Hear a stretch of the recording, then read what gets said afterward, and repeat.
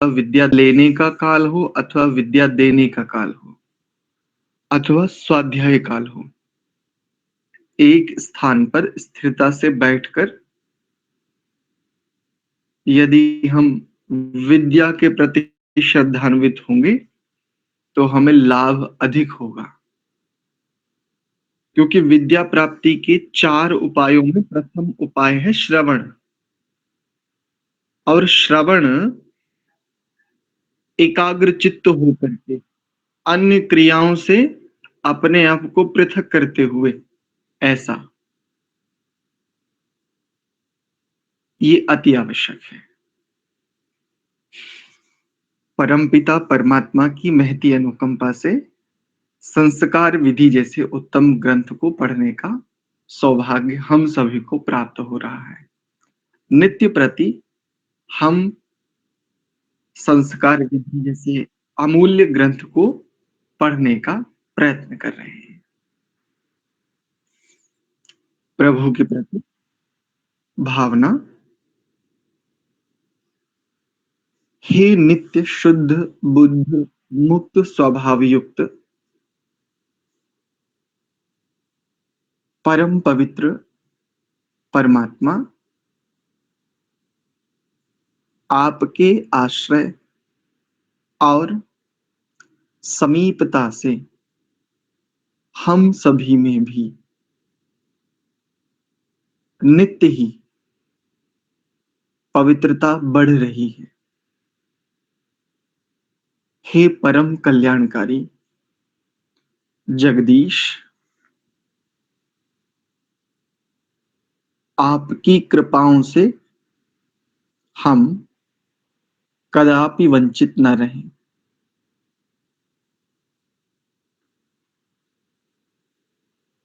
मंत्र पाठ।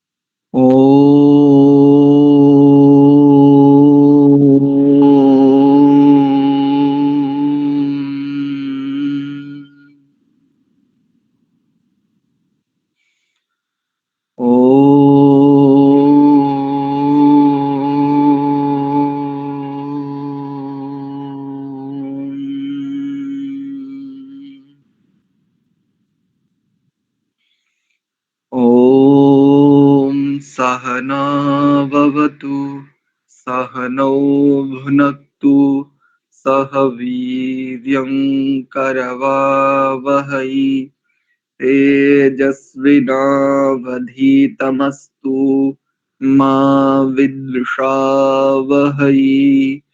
ॐ शान्ति शान्ति शान्तिः।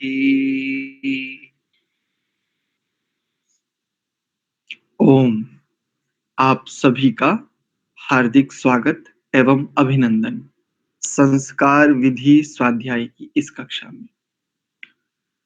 प्रथम दिन ही जब इस ग्रंथ की भूमिका कक्षा आरंभ हुई थी, तब हमने आपके सामने एक बात रखी थी कि 200 वर्षों में प्रत्यक्ष रूप से किसी भी संस्था, आचार्य, गुरुकुल आदि के द्वारा आज तक इस ग्रंथ को पढ़ाने का एक भी साक्ष्य उपलब्ध नहीं होता, जो मेरे संज्ञान में है। आपके में हो, कोई पढ़ा रहे हो, वो मुझे ज्ञात नहीं है। इसको लेकर के फिर एक बड़ी सुंदर बात आपके साथ साझा की गई थी कि मानव जीवन के 2 पक्ष हैं। एक पक्ष है सैद्धांतिक। सैद्धांतिक कहते हैं वैचारिक विचारधारा। जैसा कि मैंने आरंभ में ही कहा था, मनुष्य को जीवन जीने के लिए कोई ना कोई विचारधारा चाहिए ही। ये किसी भी विचारधारा से रहित रह ही नहीं सकता, ऐसा। और दूसरा पक्ष हमने कहा था व्यवहारिक। व्यवहारिक अर्थात उस विचारधारा के अनुरूप क्रिया ये दो पक्ष हैं। देखो, बहुत सटीक, बहुत कड़ी टिप्पणी करता हूं, समझने का यत्न कीजिए। 200 वर्षों में क्यों इस ग्रंथ को पढ़ाने का किसने प्रयत्न नहीं किया, और ये क्या है, इसको एक पंक्ति में समझिए। हम सब सत्यार्थ प्रकाश जैसे अमूल्य ग्रंथ के प्रति सभी श्रद्धान्वित हैं, नतमस्तक हैं, लेकिन ऋषि दयानंद की जो विचारधारा थी, उस विचारधारा का सैद्धांतिक ग्रंथ है सत्यार्थ प्रकाश, और संस्कार विधि ऋषि दयानंद की विचारधारा का क्रियात्मक पक्ष है, व्यवहारिक ग्रंथ है। आश्चर्य की बात देखिए, 200 वर्षों में आप केवल सैद्धांतिक पक्ष को जानते रहे हैं, आपको केवल सैद्धांतिक पक्ष समझाया जाता रहा है। क्रियात्मक पक्ष से, व्यवहारिक पक्ष से आप भी वंचित होते आ रहे हैं, और आपको भी वंचित रखा जाता जा रहा है अद्य पर्यंत। यूं समझिए, कितनी शुष्कता, कितनी नीरसता, कितना उबाऊपन हमारे मस्तिष्क में घर कर गया होगा कि 200 वर्षों तक केवल थ्योरी दी जाए, प्रैक्टिकल कुछ भी ना समझाया जाए। इसकी उपादेयता क्या है इस थ्योरी की, ये आपको बताया ही ना जाए। किसी भी पीढ़ी को, किसी भी जाति को 200 वर्षों तक केवल थ्योरी पर काम किया जाए। सत्यार्थ प्रकाश एक थ्योरी है, वो एक सैद्धांतिक ग्रंथ है ऋषि दयानंद की विचारधारा का, लेकिन ये संस्कार विधि उस विचारधारा का क्रियात्मक अर्थात व्यवहारिक पक्ष है। जैसा आरंभ में कहा कि मनुष्य जीवन के दो पक्ष होते हैं, एक सैद्धांतिक और दूसरा व्यवहारिक अर्थात क्रियात्मक। अस्तु, ये कल स्वाध्याय करते हुए कुछ बातें स्पष्ट हुई, विचार आया कि आपके साथ भी इनको साझा कर लिया जाए। तो कल हम प्राकथन को देख रहे थे, आइए उससे आगे के विषय को अब हम सब मिलकर आरंभ कर लेते हैं।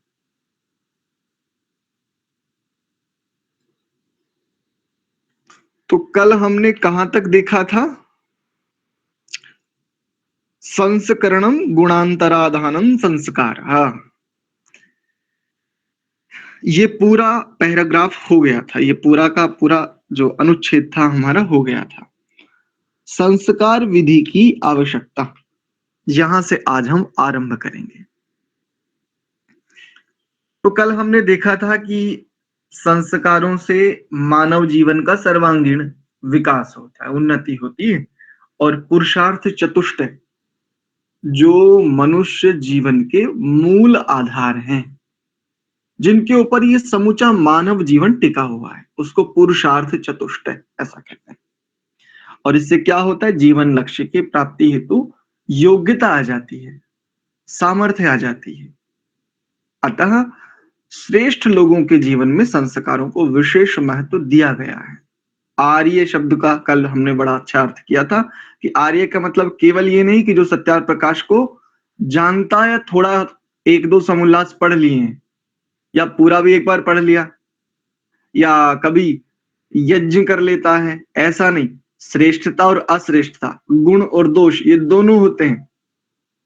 यावत हम मुक्त ना हो जावें तब तक हम में गुण और दोष दोनों विद्यमान रहते हैं, क्योंकि जन्म आदि का हेतु अविद्या ही है।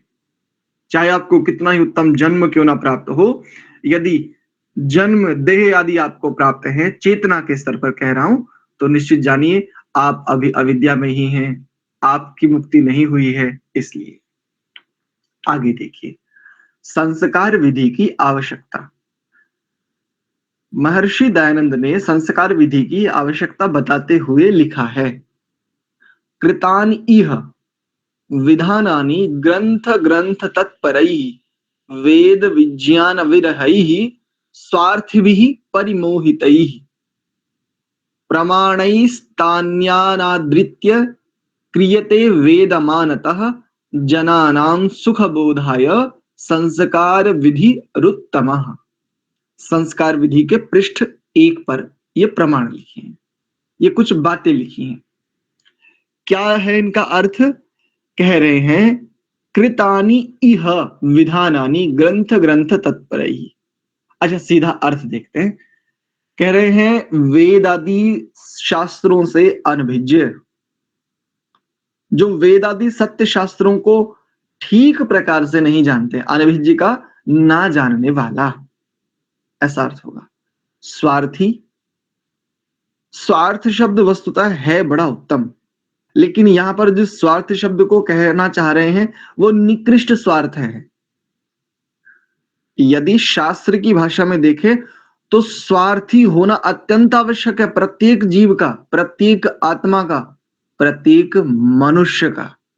क्योंकि स्व अर्थ, जिसको ऊपर पुरुषार्थ चतुष्टय कहा है, वही स्वार्थ है। स्व अर्थ की सिद्धि वही पुरुषार्थ चतुष्टय है।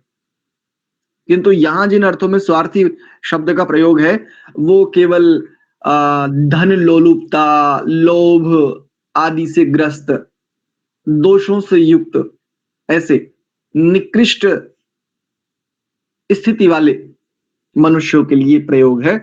स्वार्थी तथा मुग्ध मनुष्यों ने संस्कारों के संबंध में जो मिथ्या ग्रंथों की रचना की है, उनका वेदादि के प्रमाणों से खंडन करके लोगों को सरलता से बोध कराने के लिए यह उत्तम संस्कार विधि की रचना की है। खंडन शब्द पर एक सटीक टिप्पणी समझिए। देखो, आप लोग केवल खंडन को लेकर के बहुत अधिक उसके प्रति आपका झुकाव हो जाता है। दोष आपका भी नहीं है। 200 वर्षों में केवल सैद्धांतिक पक्ष आपके सामने रखा गया, व्यवहारिक पक्ष से आप भी वंचित ही रहते आए हो।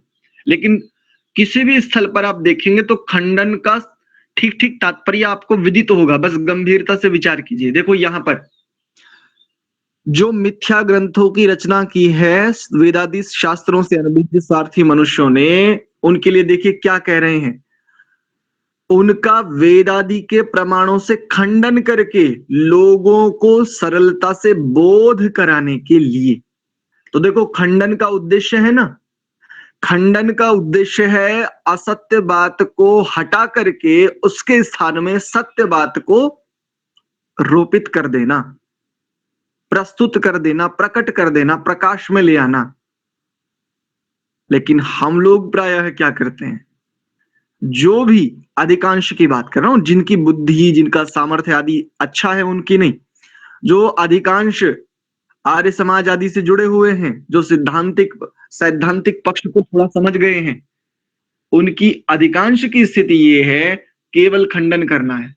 उनसे पूछो कि खंडन क्यों करना है, क्या इसका कोई उद्देश्य होता है, उनका प्रायः ये उत्तर आएगा, नहीं, हमें नहीं पता। तो देखो, खंडन का एक निहित उद्देश्य है। खंडन होता ही मंडन के लिए है। यदि आपके पास मंडन की सामग्री नहीं है, अर्थात असत्य का आपने खंडन तो कर दिया, आपको लगा कि यह सत्य, इसका खंडन होना चाहिए, लेकिन असत्य के खंडन के उपरांत यदि आपके पास सत्य को प्रस्थापित करने के लिए आपके पास सामग्री, विद्या, योग्यता, बुद्धि नहीं है, आपकी यहां ये जो खंडन वाली प्रवृत्ति है ये मूर्खता सिद्ध होगी। पूरे संसार में देखो, प्रायः विद्वानों को यदि छोड़ दिया जावे तो बाकी जितने भी स्वाध्यायशील भी हैं उनकी छवि देखो पूरे संसार में क्या है। कारण, खंडन करना तो इन्होंने सीखा है, खंडन करने के संस्कार को इन्होंने बारंबार पुष्ट किया, लेकिन खंडन होता किस लिए, इसका उद्देश्य क्या है, इससे प्रायः अधिकांश लोग रहित ही हैं। तो कहीं पर भी, मैं केवल यही बात नहीं कर रहा हूं, किसी भी शास्त्र में देखो जहां ऋषि ने खंडन किया है वहां निहित उद्देश्य है, और वहीं पर खंडन के तुरंत उपरांत ऋषि ने मंडन भी किया है। तो यहां से एक पंक्ति समझ लीजिए, खंडन का उद्देश्य मंडन होता है। एक छोटी सी बात कहता हूं, शरीर में, देह में कहीं फोड़ा हो जाए और आप खंडन कर दें, अर्थात चीरा लगा दें उस अंदर के अशुद्ध स्थिति को निकालने के लिए, शोधन करने के लिए आपने चीरा लगा दिया और आप उसकी चिकित्सा ना करना जानते हो, फिर आप वापस उसको टांके वगैरह स्टिचिंग करना आपको ना आता हो, तो देखो आपकी छवि क्या जाएगी संसार में। और किसी भी स्थिति में देखो, वस्तुतः खंडन बड़ी अत्यावश्यक स्थिति है।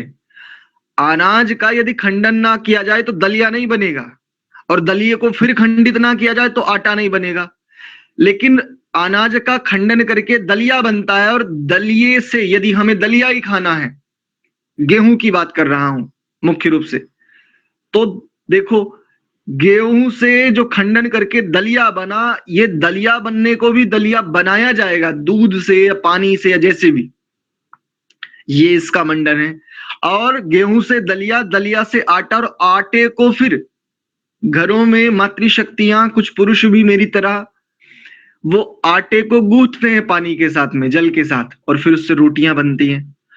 और देखो गूंथने में भी खंडन होता है, उसको मुक्की लगाते हैं ना, और उसके बाद फिर खंडन होता है, छोटी छोटी लोई तोड़ते हैं, और फिर खंडन होता है, उसको इतना दबा करके उसकी रोटी बेलते हैं, या हाथों की रोटी हाथ से बनाते हैं तो भी उसको देखो फिर खंडन होता है, और तब जाकर के एक रोटी के रूप में आपके सामने एक व्यवस्था आती है। तो खंडन और मंडन ये दोनों अपरिहार्य हैं, ये अत्यावश्यक है, किसी भी जीवन से पृथक नहीं है। लेकिन मुख्य बात यह है, खंडन का उद्देश्य होता है, अनावश्यक खंडन यदि करोगे तो अपनी छवि और जिस आइडियोलॉजी को, जिस विचारधारा को लेकर के चल रहे हो, उसकी थू थू कराओगे। अभी अनिरुद्ध नाम का एक व्यक्ति है, ये कथाएं करता है, इसके कहीं पर कथा हो रही है, वहां पर कोई व्यक्ति है बेचारा, वो वहां जाकर के कुछ प्रश्न उठाता है। अब ना उसके पास कोई उसके पीछे उसका गंभीर चिंतन है, ना स्वाध्याय है, और वहां पर अब देखो इतने सारे लोगों के सामने क्या छवि गई है,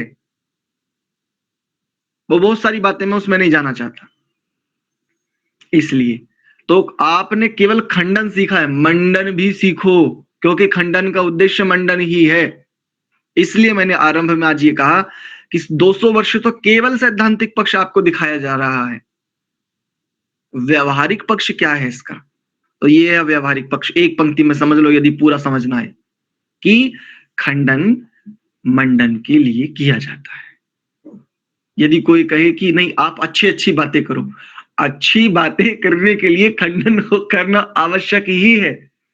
यदि वस्त्र पर धूल लगी हो तो खंडन करना पड़ेगा ना धूल का, अर्थात उसके निराकरण के लिए खंडन आवश्यक है।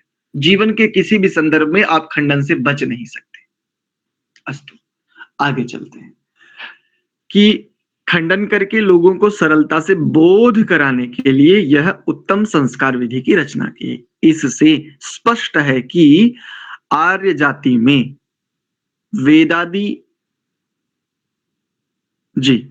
वेदादि शास्त्रों में विहित संस्कारों में जो दूषित मान्यताएं प्रविष्ट हो गई थी, अथवा जिन शुद्ध परंपराओं को लोग भूल गए थे, उन दोषों को दूर करके आर्य जाति के पुनरुत्थान के लिए इस अलौकिक संस्कार विधि ग्रंथ की महर्षि ने रचना की है। यहां पर एक बात आई है, आर्य जाति, देखो जाति कहते हैं जिससे बोध होता है, जिससे जान लिया जाता है। ज्या अवबोधन एक धातु है, इससे जाति शब्द सिद्ध होता है। सामान्य अर्थ समझो जो आपको सबको समझ में, जैसी हमारी आरंभ में प्रतिज्ञा थी कि प्रत्येक शास्त्रीय शब्द को हम सरल से सरल करके आपके समक्ष रखने का यत्न करेंगे, जिससे जन सामान्य पर्यंत एक अवधारणा स्पष्ट हो कि जाति का मतलब क्या है, जिससे बोध हो जाए, अच्छे प्रकार से पता चल जाए। जैसे गायें, 10 गायें खड़ी हैं और 10 घोड़े खड़े हैं, तो घोड़ा एक जाति है। बोध कराने के लिए यदि गाय और घोड़े दोनों को एक साथ इकट्ठा भी यदि खड़ा कर दिया जाए तो दोनों का स्पष्ट पता चलता है ना कि ये घोड़ा है और ये गाय है, ये जो पता चलना, ये जो बोध होना है, इसको कहते हैं जाति। कोई घोड़े को गाय और गाय को घोड़ा नहीं कहेगा, क्यों? क्योंकि समान प्रसवात्मिका जाति ही, जिनके प्रसव आदि समान होते हैं उसको जाति कहते हैं। ऐसे ही अब ये बताओ, ये जो मनुष्य हैं इनके प्रसव समान होते हैं या भिन्न भिन्न होते हैं? उत्तर दो तनिक एक बार अपने आप को अनम्यूट करके। समान होते हैं। बिल्कुल। तो जब सारी मनुष्य जाति का प्रसव समान होता है तो मनुष्य जाति।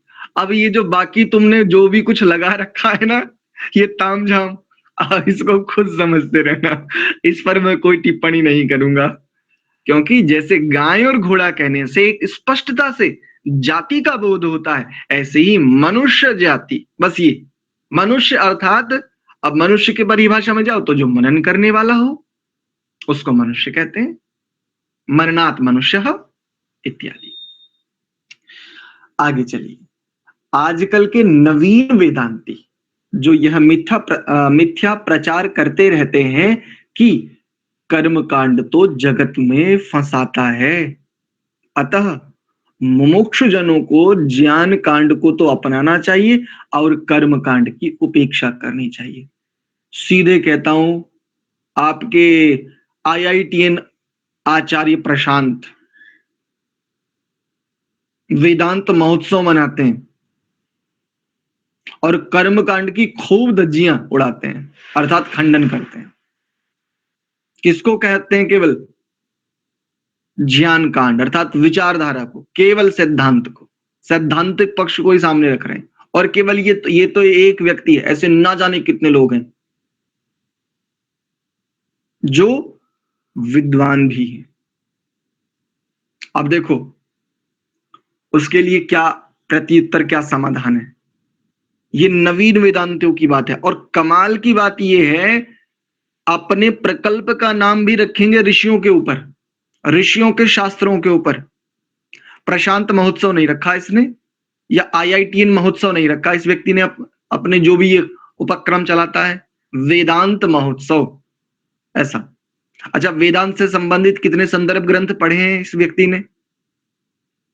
मैं सर्वांश में उसका तिरस्कार नहीं कर रहा हूं, द्वेष नहीं है, लेकिन मुख्य बात यह है कि आप जिस धारा में बहना चाहते हो, जिस धारा को आप लेकर चलना चाहते हो, कम से कम उसके आसपास की स्थितियां तो जान लो। अस्तु, तो देखिए इसका प्रत्युत्तर, इसका समाधान समझिए। जो कहते हैं कि जो मुमुक्षु है उसको ज्ञान कांड को अपनाना चाहिए, केवल सैद्धांतिक पक्ष उसके लिए आवश्यक है, कर्म कांड से उसको बचना चाहिए। आइए देखिए समाधान क्या है। ऐसी मिथ्या भ्रांतियों का खंडन करते हुए महर्षि ने लिखा है, अविद्या मृत्युम तीर्थवा विद्याया मृतम अश्नुते। अर्थात अविद्या कर्म उपासना से मृत्यु को तरके, विद्या अर्थात यथार्थ ज्ञान से मोक्ष को प्राप्त होता है। ये कहां लिखा है? सत्यार्थ प्रकाश के 9वें समुल्लास में, जहां बंधुर मोक्ष की व्याख्या संभवतया है। वहां पर जो ये कह रहे हैं कि जो मुमुक्षु है, मुमुक्षु कहते हैं मोक्ष की इच्छा वाला, तो जो मुमुक्षु जन है उनको ज्ञान कांड को, उनको केवल सैद्धांतिक पक्ष को देखना चाहिए, कर्म कांड की उनको उपेक्षा करनी चाहिए, ऐसा। और ये बड़ी व्यापक धारणा है, मैंने केवल एक नाम लिया क्योंकि वर्तमान में ट्रेंड में है, हालांकि अब उतनी स्थितियां नहीं बची हैं, फिर भी।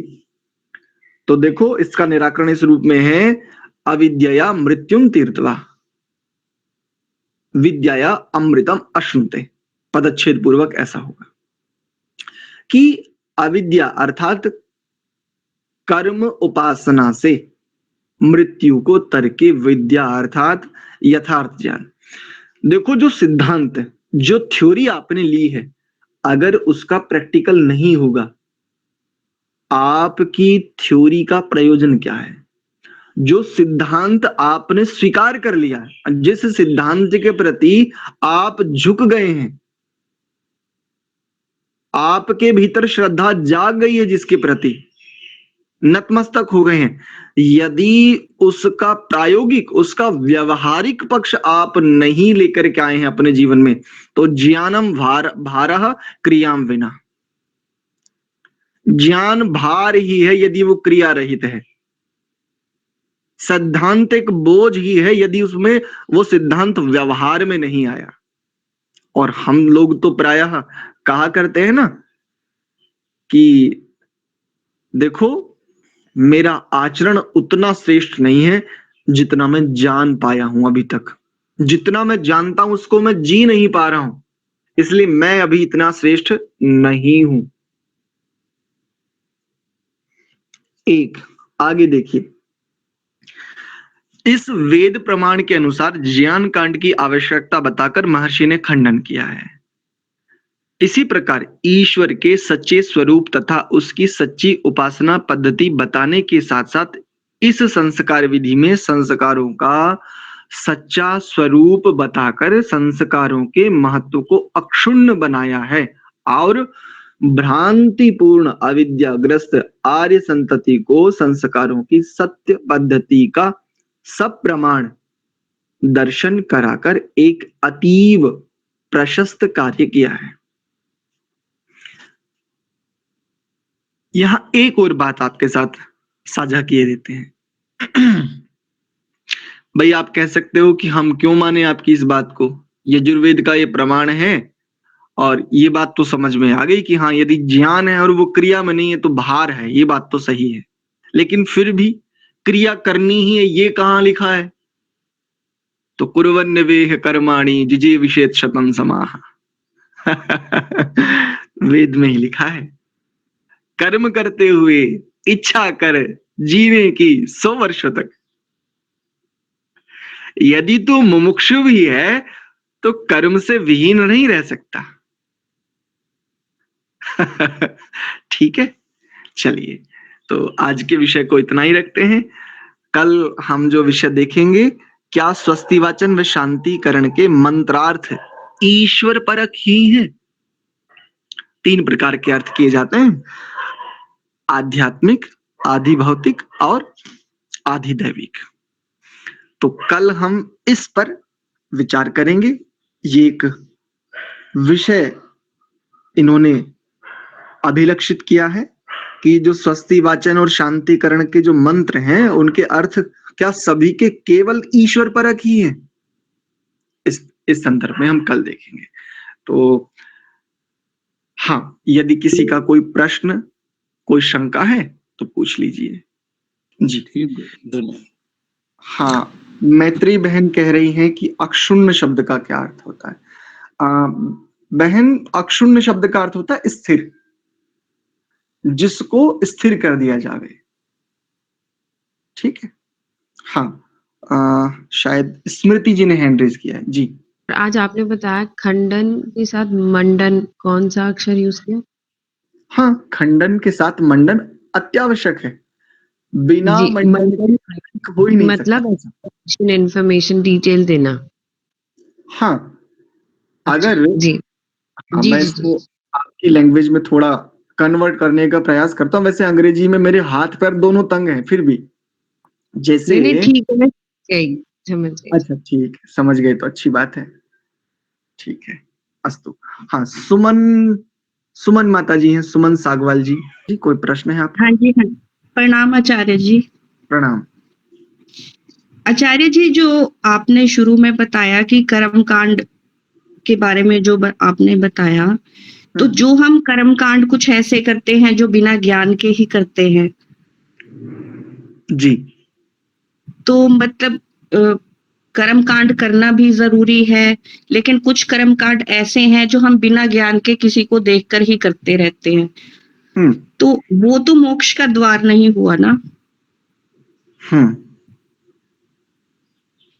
ठीक है, बिल्कुल नहीं। जहां पर हमने, इसको आप थोड़ा सा विस्तार में बता दीजिए। ठीक है, जहां पर हमने ये प्रमाण पढ़कर और आपके सामने ये रखा ना, अविद्या मृत्युम तीर्थवा विद्याया मृतम अश्नुत।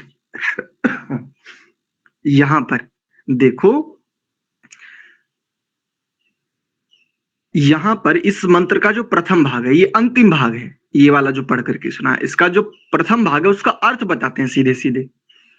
वहां पर कहा है विद्या और अविद्या दोनों को ठीक ठीक जानने वाला, जो विद्या को भी जानता है और अविद्या को भी ठीक ठीक जानता है, यथावत रूप से जानता है वो, क्योंकि ज्ञान पूर्वक कर्म तदुपरांत उपासना, ये है मुक्ति के लिए व्यवस्था। ज्ञान जी पूर्वक, विद्या पूर्वक, यानी विद्या युक्त आचरण, ये है मुक्ति के लिए। तो कर्म कांड अर्थात कर्म कांड का सीधा अर्थ लीजिए जो सबको समझ में आए, आचरण। कर्म कांड की धज्जियां उड़ाई जाती हैं, जैसे एक समाज में प्रचलित है, आपके शुद्ध शब्दों के साथ बहुत छेड़खानी की गई है, क्या कांड करके आए हो आज, अरे तूने कौन सा कांड कर दिया, ये चलता है ना। वस्तुतः अगर कांड शब्द को अर्थ देखे, कांड शब्द की व्युत्पत्ति देखे, बड़ा सटीक बड़ा सुंदर अर्थ है। तो कर्म कांड अर्थात आचरण, तो हमारा आचरण कैसा होगा भाई, सीधी सी बात है, आचरण असमंतात चर गति भक्षण धातु से ये आचरण शब्द सिद्ध होता है। तो जिसमें चारों ओर से अच्छे प्रकार से सम्यकतया जिसमें गति की जाती है, गमन किया जाता है, और गति शब्द को अगर देखेंगे तो गति शब्द का अर्थ होता है बढ़ना, बढ़ना अर्थात उन्नति करना। तो आचरण शब्द का अर्थ होता है सम्यकतया, अच्छे प्रकार से, खूब अच्छे प्रकार से गति करना, गमन करना, बढ़ना अर्थात उन्नति की ओर बढ़ना, ये होता है आचरण। तो कर्मकांड अर्थात आचरण, आचरण बिना ज्ञान के हो ही नहीं सकता। बिना ज्ञान के अगर कुछ भी करोगे तो वो आचरण नहीं है, वो अनाचरण है, वो दुराचरण है। ठीक है, ठीक है जी धन्यवाद आचार्य जी जी ठीक। दिनेश सिंह जी, दिनेश जी। हाँ जी आचार्य जी, ये कह रहे हैं कि मैं तो 4-5 दिन से क्लास ले रहा हूँ, बट बीएससी किए हुए हूँ आचार्य जी, बट ये संस्कार की जो बात है तो ये तो सब अपने हमारे माता पिता के द्वारा मिला है, बट ये स्कूल में मैं 2-3 ऑर्गेनाइजेशन में ड्यूटी भी किया, जॉब भी करता था, पर ये सारी चीज़ें मुझे अपने मम्मी से बातें मिली हैं ये, बट मुझे ऐसा कोई इस अपने आज आपके मुखारबिंद से, एक रवि सर जी के मुखारबिंद से ऐसे शब्द मुझे, मतलब ऐसी वाणी और एक बोलने के तरीके, समझाने के आधार से मुझे बहुत अच्छा लगा। बट आगे जो होने वाला है तो क्या ये सर जी, आत्मा तो मेरी कहती है कि हाँ ऐसा होगा, बट आगे आप लोगों की ऐसी क्लासें मतलब चलती रहेंगी कि कुछ दिन के लिए है ऐसा, आप भी मतलब हमारी भावनाओं को ये साथ ठेस पहुंचाना चाहते हैं? प्रणाम करता हूँ जी प्रणाम। देखिए दिनेश जी, सबसे पहले आपने कहा कि आपको बहुत अच्छा लग रहा है। यदि आप जिज्ञासु हैं, जिज्ञासु कहते हैं जानने की इच्छा वाला, तो आपका स्वागत है।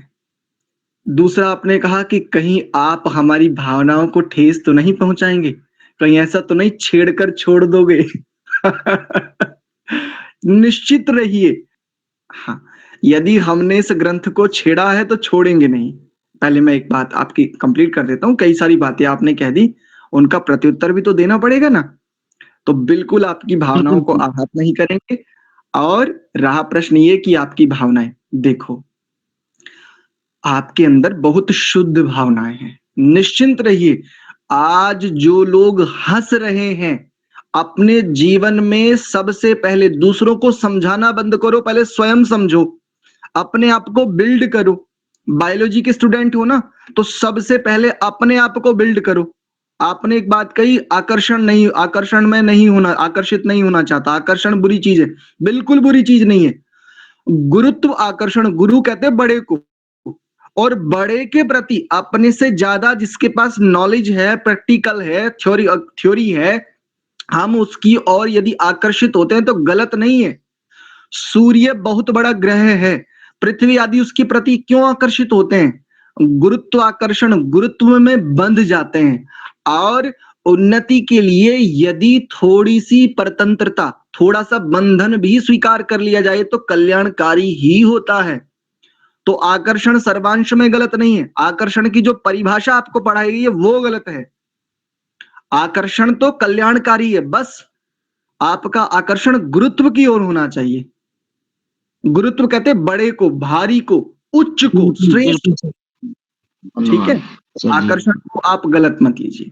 और रहा ये कि आपकी भावनाएं 1 लाख रुपए कमाने की, गांव खरीदने की, बड़े बड़े राजा लोग चले गए, उनके पास अकूत धन संपत्ति थी और पूरे संसार को हम जीत लेंगे, ऐसा वो कहते थे। लेकिन ऐतिह्य अर्थात इतिहास से सीख लीजिए, ऐसा कहने वाले जिनके पास कितनी संपत्ति है उन्हें स्वयं नहीं पता था और वास्तव में सारा संसार उनके सामने नतमस्तक था, लेकिन अपने अंतिम समय में वो कहते हैं मैं तो एक तिनका भी नहीं खरीद सकता।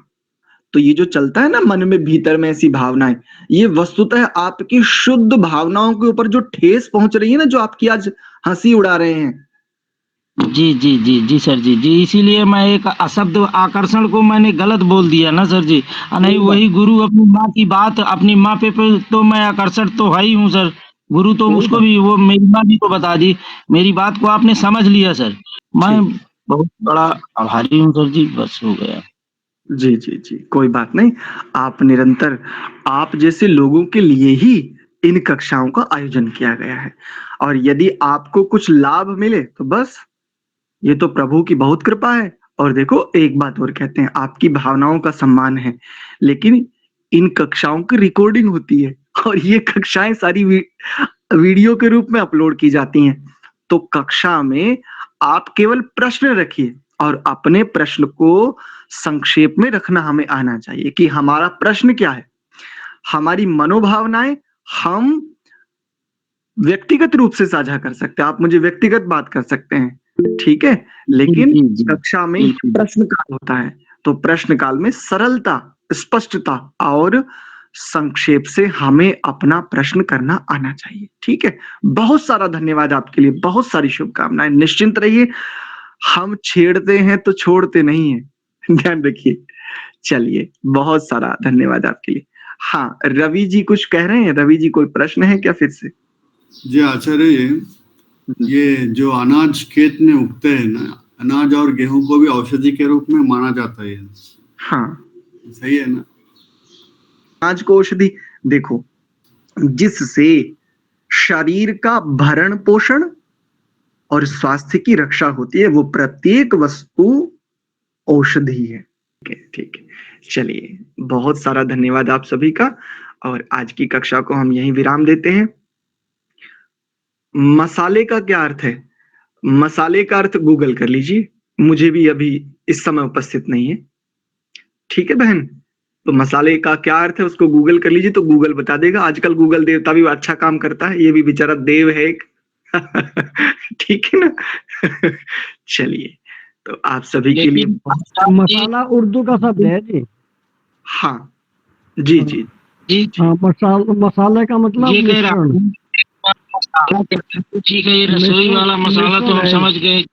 हाँ, मिश्रण है। ये जो मसाला किया जाता है टीवी में, इनमें सारी चीजों में कि ये बिमल मसाला, गुटका मसाला, ये भी मसाला आते हैं क्या? ये कौन सा मसाला, इसको कौन सा मसाला बोलेंगे? हाँ जी, मसाले का अर्थ है मिश्रण। ठीक है, ठीक है। देखो, दिनेश जी ने एक बड़ी अच्छी बात उठाई है। रामपाल जी कह रहे हैं कि मसाले का अर्थ है मिश्रण। चलो खैर, जो भी हो, गुटके का मतलब ये कौन सा मसाला है सर जी? ये बड़े बड़े लोग इतना भयंकर लिख के भेजते हैं, इन लोगों को भी क्लास लेना चाहिए ना। मसाला लिख के भेज दिए गुटके में, बिमल वाले में ही बोलते हैं। अजय देवगन, शाहरुख खान, ये दोनों लोग बोलते हैं बिमल मसाला है, इसमें दाने दाने में वो है। ये सब क्या है? ठीक है, ठीक है, म्यूट कर लीजिए, कोई बात नहीं।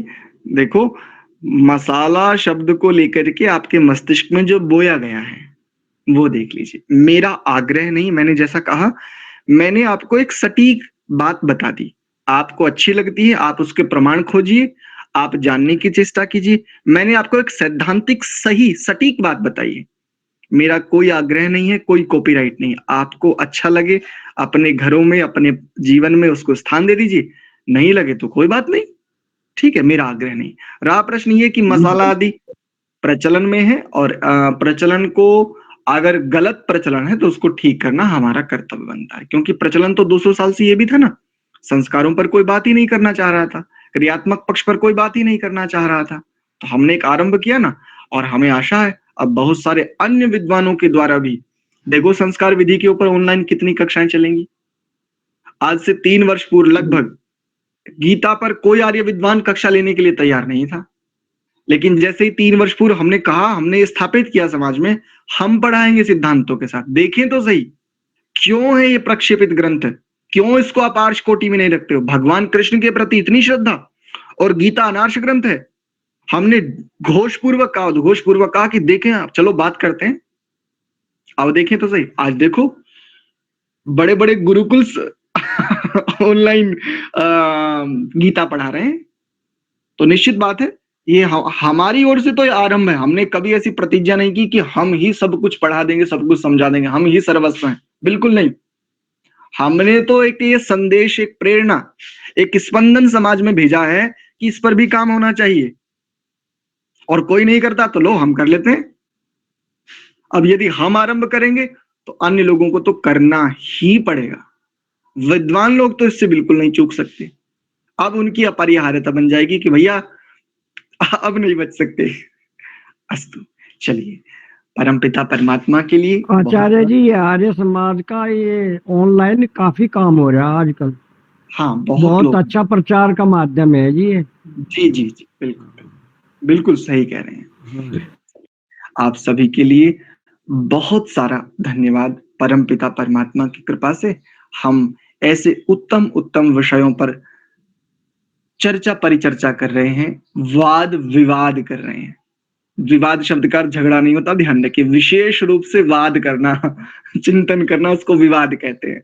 वी उपसर्ग पूर्वक धातु है। अस्तु, तो हम यही इस कक्षा को विराम देते हैं। एक बार ओम का उच्चारण करेंगे और यही फिर कक्षा को बहुत ही बहुत साधुवाद आचार्य जी आपको। ओम शांति शांति शांति ही। आप सभी को सादर प्रणाम। सर्वेभ्यो नमस्ते आचार्य नमः। जी, सभी को